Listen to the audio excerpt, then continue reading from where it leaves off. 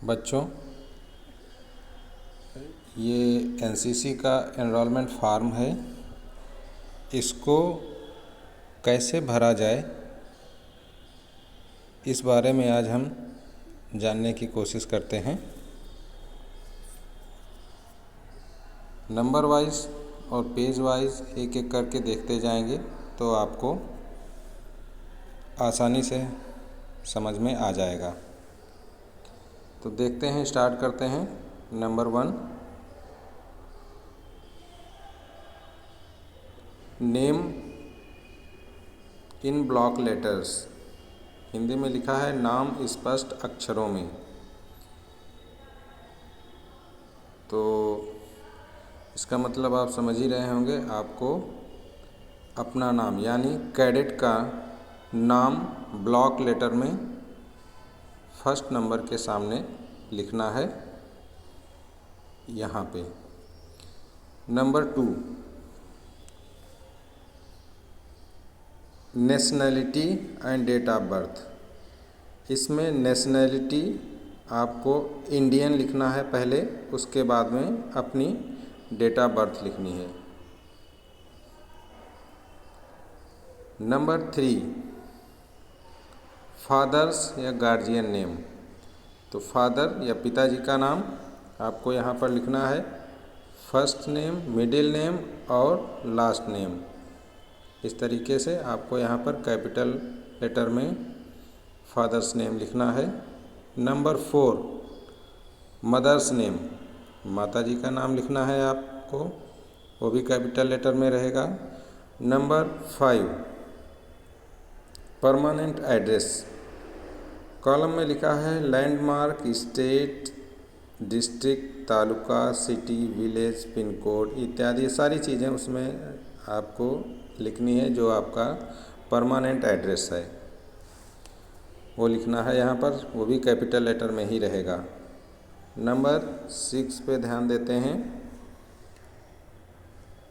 Mobile oblique landline telephone number. तो इसमें mobile number आपको देना है। इसमें आप अपना मोबाइल नंबर या अपने पिताजी का मोबाइल नंबर या अपने गार्जियन पेरेंट्स का मोबाइल नंबर इसमें दे सकते हैं, किसी का भी। ईमेल आईडी नंबर 7 पे ईमेल आईडी है, तो इसमें आपको अपनी ईमेल आईडी लिखनी है नंबर 7 के सामने। नंबर 8 आप देख रहे होंगे, ये है ब्लड ग्रुप, रक्त समूह। इसमें आपको अपना ब्लड ग्रुप लिखना है। और नंबर 9, लिंग, सेक्स। आप मेल हैं या फीमेल हैं वो आपको इसमें शो करना है नंबर 9 के सामने। Number 10, nearest railway station. आपका जो परमानेंट एड्रेस है उसके अनुसार जो आपका नियरेस्ट रेलवे स्टेशन है वह यहाँ पर लिखना है, उसका नाम लिखना है। फिर निकटतम थाना या नियरेस्ट पुलिस स्टेशन। आपके परमानेंट एड्रेस के अनुसार जो आपका थाना है या पुलिस स्टेशन है उसका नाम यहाँ पर लिखना है। Number 12, educational qualification. आप अगर इस समय 8th में पढ़ रहे हैं तो आपको 7th में कितने % मार्क्स मिले थे वो यहाँ पर लिखना है। एजुकेशनल क्वालिफ़िकेशन में आप यहाँ पर 7th लिखेंगे और उसके आगे मार्क्स लिखेंगे। इसके बाद नंबर 13, पहचान चिन्ह। तो पहचान चिन्ह आपको लिखना है।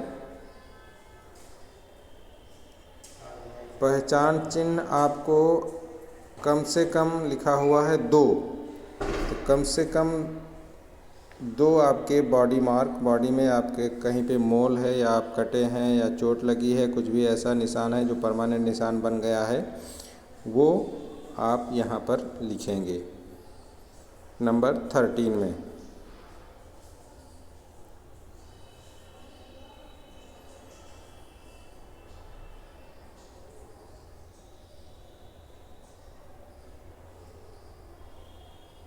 इसके बाद आगे बढ़ते हैं नंबर 14।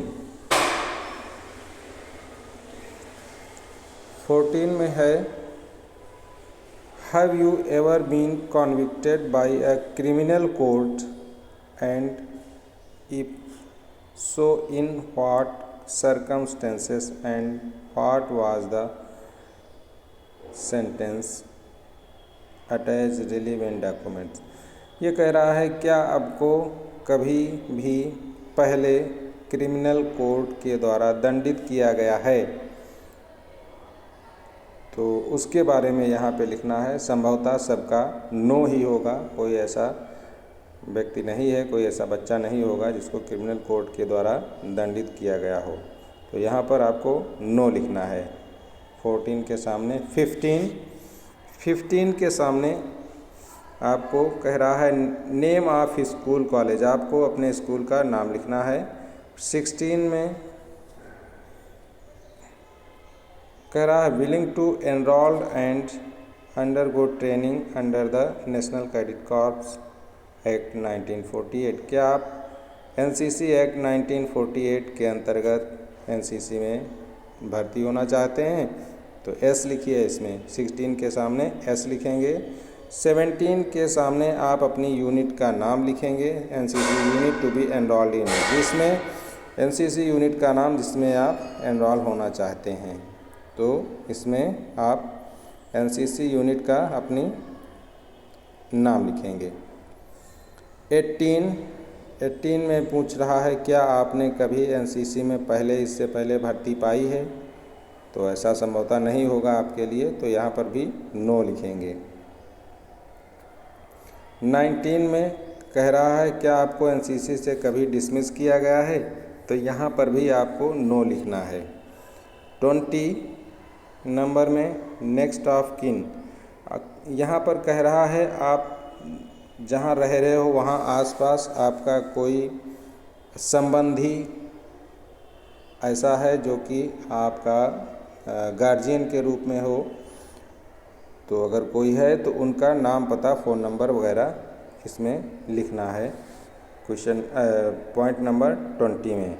21 bank detail. 21 में आपको अपने बैंक का डिटेल देना है। सबसे पहली चीज़ है 21 में आईएफएससी कोड, तो बैंक जो है आपका उसमें आईएफएससी कोड लिखना है 21 में।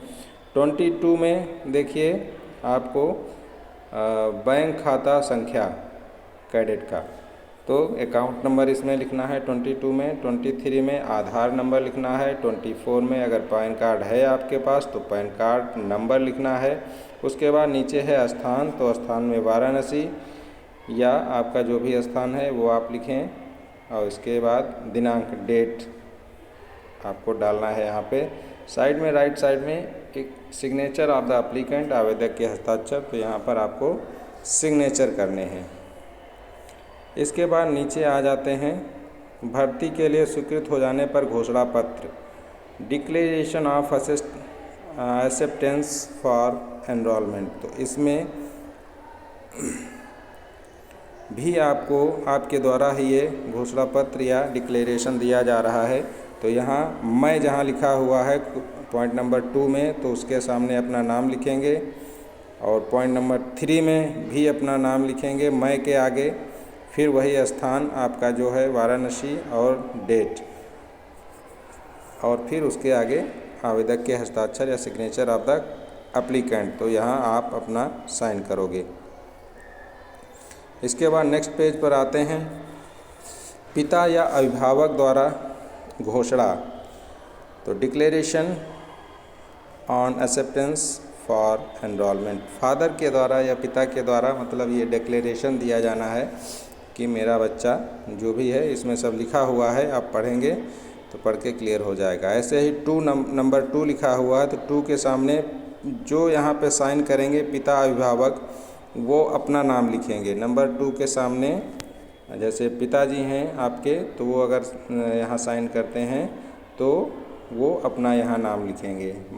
माता जी हैं तो वो अगर साइन करते हैं तो वो अपना नाम लिखेंगे यहाँ पे। तो 2 नंबर में हो गया।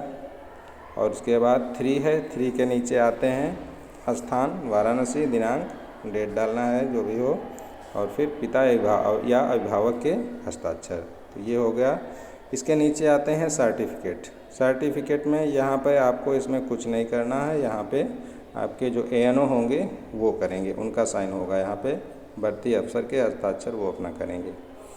अगले पेज पर आते हैं तो इसमें लिखा हुआ है भर्ती से पहले चिकित्सा अधिकारी द्वारा भरा जाए।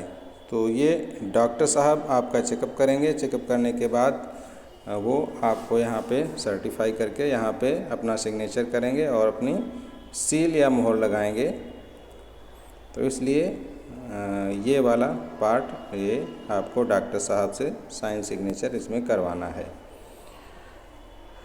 उसके नीचे जाते हैं, भर्ती की अवधि बढ़ाने के लिए प्रयोग किया जाए। तो इसके लिए हालांकि भर्ती की अवधि बढ़ाना ये सब कुछ करना नहीं पड़ता है, लेकिन फिर भी आपको यहाँ पे पूरा भर देना है। आवेदक के हस्ताक्षर, signature of applicant right side में लिखा हुआ है। स्थान में स्थान जो भी हो, डेट ये डेट डाल देनी है, अब जो भी हो जिस अनुसार।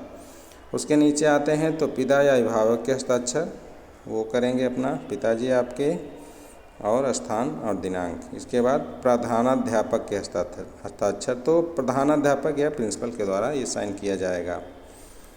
इसके बाद नेक्स्ट पेज पर आते हैं, इकरारनामा लिखा हुआ है, indemnity bond for minor applicant only. तो ये इंडेमनिटी बॉन्ड है, ये हालांकि सबको भरना रहता है। तो इसमें आपको कोई चाहे हिंदी वाला भरे चाहे इंग्लिश वाला भरे, तो कोई एक देख लेते हैं। इसमें लिखा हुआ है, पहले खाली कॉलम खाली जगह बनी हुई है, तो इसमें जहाँ पे लिखा हुआ है नंबर या संख्या, तो संख्या के बाद परिवार में आप किस नंबर पे हैं आप सारे बच्चों में, तो वो आपका अपना यहाँ नंबर लिखना है। पहले, दूसरे, तीसरे, सबसे बड़े हैं, छोटे हैं या बीच में है, कौन सा नंबर है आपका आप सारे बहन भाइयों में, तो वो नंबर लिखना है। उसके बाद अपना नाम लिखोगे। फिर नीचे आओगे तो आवेदक के हस्ताक्षर, तो आवेदक के अपने हस्ताक्षर करोगे, साइन करोगे। इसके बाद लेफ़्ट साइड में लिखा हुआ विटनेस या साक्षी, तो हस्ताक्षर लिखा हुआ है, सिग्नेचर और नंबर 1 नंबर 2, तो 2 लोगों के यहाँ पे सिग्नेचर करवाना है, साक्षी बनाना है विटनेस के रूप में। तो ये सबसे अच्छा आसान बढ़िया रहता है कि आपके जो क्लास में स्कूल में जो शिक्षक क्लास टीचर महोदय होते हैं वो, और उसके बाद में आपके जो शिक्षक जो आपको आपके दूसरे सब्जेक्ट्स पढ़ाते हैं वो, किसी 2 लोगों से आपको साइन करवा लेना है, यहाँ पे सिग्नेचर करवाना है, उनको साक्षी बनाना है कि वो आप लोगों को जानते हैं। इसके बाद राइट साइड में आपको बताया सिग्नेचर ऑफ एप्लीकेंट, आवेदक के हस्ताक्षर, तो इसमें आवेदक के हस्ताक्षर अपने आप साइन करोगे। और संख्या लिखा हुआ, सो संख्या भी आपको अगर अलाट हो गई है रेजिमेंटल नंबर तो वो लिखोगे, अगर अलाट नहीं हुई है तो उसको खाली छोड़ दोगे। और उसके बाद नाम, आपका नाम होगा, और फिर यूनिट, जिस यूनिट में भर्ती होना चाहते हो वो यूनिट का नाम लिखना है यहाँ पे। उसके बाद नीचे लिखा है पिता के हस्ताक्षर या संरक्षक के हस्ताक्षर, तो पिताजी के साइन होंगे, और फिर उसके बाद उनका नाम लिखना है और फिर उनका एड्रेस लिखना है। सबसे नीचे लिखा हुआ है प्लेस और डेट, तो प्लेस और डेट आप जान ही रहे हो, प्लेस जो भी आपका प्लेस है वो प्लेस लिखना है, फॉर एग्जांपल वाराणसी, और डेट जब आप फॉर्म भर रहे हो। नेक्स्ट पेज पर आते हैं, इसमें हिंदी और इंग्लिश के 2 पार्ट हैं, तो चाहे हिंदी में भर लो चाहे इंग्लिश में भर लो, तो चाहे तो दोनों में भर सकते हो। तो इसमें कोई एक हम देख लेते हैं, चलिए हिंदी वाला ही देख लेते हैं। लिखा हुआ है कैडेट का नाम, सबसे ऊपर पहले कैपिटल लेटर में इंग्लिश में लिखोगे, और उसके बाद लिखा हुआ है स्कूल कॉलेज का नाम, या आपको अपने स्कूल का नाम लिखना है। आपकी कक्षा क्या है, कक्षा लिखनी है,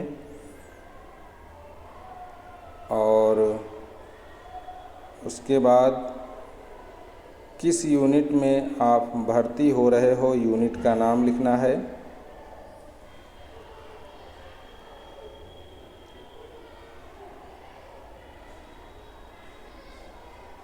नीचे आते हैं आई cadet name in block letter, फिर वही हिंदी में जो लिखा था ऊपर वही इंग्लिश में फिर से लिखना है। कैडेट इंग्लिश में अपना नाम और नाम के नीचे फिर पिताजी का नाम और उसके नीचे क्लास, और क्लास के बाद फिर आपको लिखना है स्कूल का नाम और उसके बाद डेट डालनी है और डेट के बाद फिर यूनिट का नाम लिखना है और फिर उसके बाद रुपीज़ वाला कॉलम आपने जितनी फ़ीस जमा की हुई है वो यहाँ पर लिखनी है।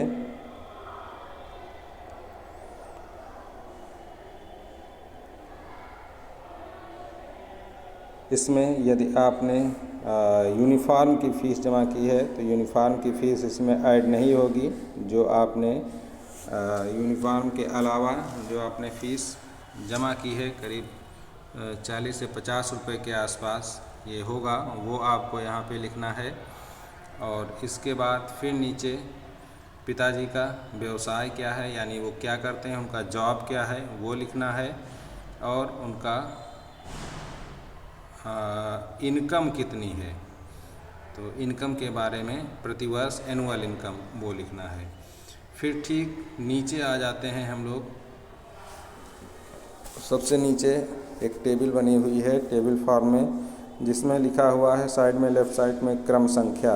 तो क्रम संख्या के सामने 1 2 3 लिखा हुआ है। आपके परिवार में कितने व्यक्ति हैं, तो वो व्यक्तियों के अनुसार आपको 3 लोगों का नाम लिखना है। जैसे पिताजी होंगे, माँ होंगी और भाई या बहन होंगे, तो उनका नाम लिखना है 1 2 3 के आगे और फिर उनकी एज लिखनी है और एज के बाद में फिर कैडेट के साथ संबंध, वो आपसे उनका संबंध क्या है।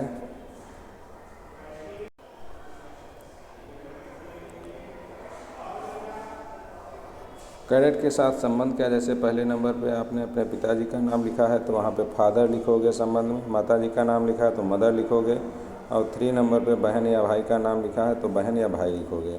फिर उनका पता, तो पता सबका लगभग एक ही होगा, अपने एड्रेस लिख देना है। और उसके बाद में फिर आपको अगला लास्ट में कॉलम है वित्तीय सहायता प्रतिशत।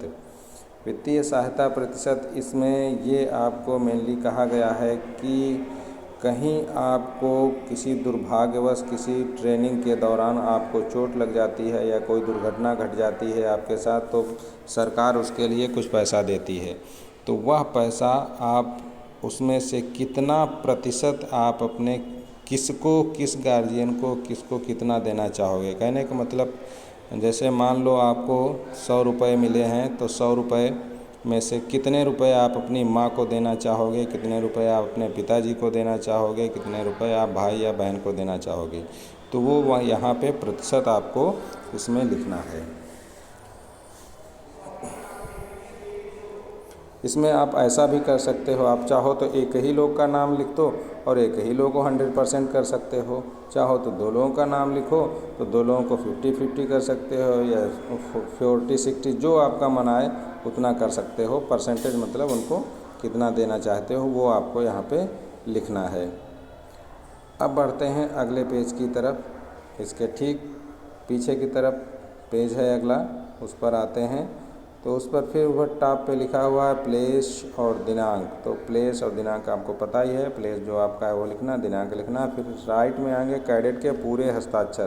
तो जहाँ लिखा है कैडेट के पूरे हस्ताक्षर, उसके ठीक ऊपर आप अपना पूरा नाम लिखोगे शॉर्ट स्मॉल लेटर्स में। पूरा मतलब सिग्नेचर करोगे, पूरा नाम लिखोगे।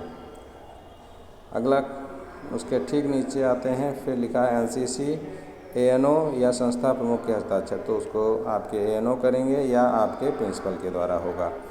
ठीक उसके बाद आते हैं, फिर उसके नीचे लिखा हुआ है मैं अपने पुत्र पुत्री आश्रित नाम, इसमें नाम में आपका नाम होगा और या आपके नीचे जाएंगे तो पिता माता या अभिभावक के पूरे सिग्नेचर होंगे। जहाँ आपके इसमें जिन्होंने पूरे सिग्नेचर किए हुए हैं, जहाँ जहाँ गार्जियन के रूप में, उनका फिर यहाँ पे सिग्नेचर होगा, स्थान और डेट वगैरह डालेंगे राइट साइड में। नीचे लिखा हुआ साक्षी या विटनेस नंबर 1 और नंबर 2। तो इसमें साक्षी या विटनेस के रूप में आप गौर से देख लीजिए, इसमें नोट लिखा हुआ है नीचे, साक्षी राजपत्रित अधिकारी संस्था प्रमुख, एनसीसी, एएनओ, सरपंच, ग्राम प्रमुख होना चाहिए। इनमें से किसी को आपको साक्षी के रूप में उनका साइन यहाँ पे करवाना है। तो सबसे अच्छा है कि आपके विद्यालय में यदि कोई और एएनओ लोग हैं, आपके मेन एएनओ को छोड़ करके अदर एएनओज हैं, उनका आप लोग साइन करवा लीजिए, सबसे आसानी रहेगी। या आप इनमें से किसी एक का साइन करवा सकते हैं साक्षी के रूप में। इसके बाद नीचे है, बढ़ते हैं, तो ये आपको ये पूरा कॉलम छोड़ देना है। इसके नीचे वाला, इसमें सेक्शन 4 में खंड 4 जो लिखा हुआ, ये एनसीसी यूनिट के अधिकारियों द्वारा भरा जाएगा, इसमें कुछ नहीं करना है। ये अगला पेज फिर वही आ गया। तो सेम चीज़ है जो हम लोगों ने अभी पिछले पेज पर भरा हुआ था, और अभी जो इस पेज में भरा हुआ है, इस वाले पेज का, तो इसका ठीक ये वाला पेज है, और ये वाला पेज जो है पेज नंबर 7, पेज नंबर 7 और पेज नंबर 9, ये दोनों सेम हैं। इनमें दोनों में सेम डाटा भरना है, 7 और 9 में। ऐसे ही 8 और पेज नंबर 10 में सेम डाटा भरा जाना है। तो ये इस तरीके से आपका ये फॉर्म है, इस तरीके से कंप्लीट होगा। ऐसे ही आप अपना फॉर्म भरिएगा और भर के इसको जल्दी से जल्दी अपने अधिकारी के पास, एएनओ के पास जमा करिए। ये आप फ़ोटोज़ देख लीजिए, पेज नंबर 9 पर एक फ़ोटो लगेगी, और पेज नंबर 7 पर एक फ़ोटो लगेगी, और पेज नंबर 1 जो है उस पे एक फ़ोटो लगेगी। यानी 3 फ़ोटो आपको इसमें लगानी है। ओके बच्चों, जय हिंद, वंदे मातरम।